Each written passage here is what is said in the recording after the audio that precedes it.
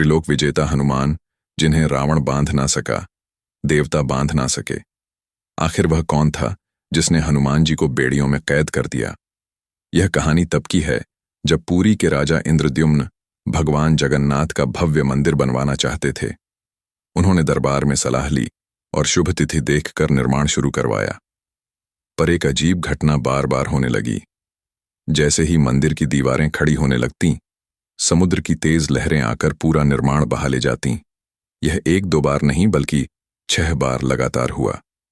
राजा बेहद चिंतित हो गया। एक दिन वह समुद्र तट पर चिंतित बैठा था, तभी उसने देखा कि एक बंदर लहरों के पास खेल रहा है।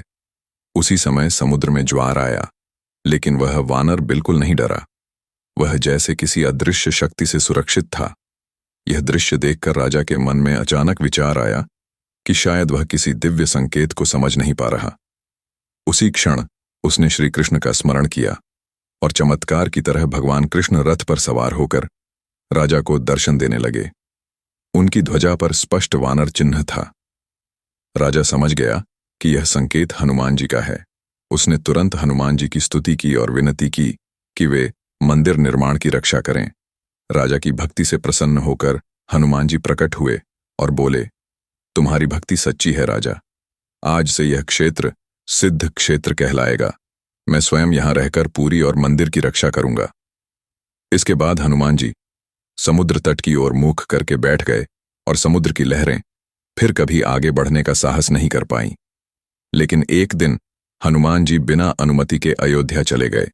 कहते हैं केवल लड्डू खाने की इच्छा से जैसे ही वे गए, समुद्र उफन पड़ा, लहरें शहर में घुस गईं और मंदिर परिसर तक नुकसान होने लगा। जब हनुमान जी लौट कर आए, उन्होंने देखा कि उनकी अनुपस्थिति में कितना विनाश हो गया था। भगवान जगन्नाथ नाराज हुए और उन्हें लोहे की बेड़ियों में बांध दिया ताकि वे अब कभी अपनी रक्षा ड्यूटी छोड़कर ना जाएं। हनुमान जी ने इसे दंड नहीं बल्कि सेवा का अवसर माना और वहीं ध्यान मग्न होकर पुरी की रक्षा में बैठ गए। तब से उन्हें बेड़ी हनुमान के नाम से पूजा जाता है और वहीं स्थान आज का प्रसिद्ध बेड़ी हनुमान मंदिर है, जहां माना जाता है कि हनुमान जी आज भी पुरी को समुद्र के क्रोध से बचा रहे हैं। जय जगन्नाथ।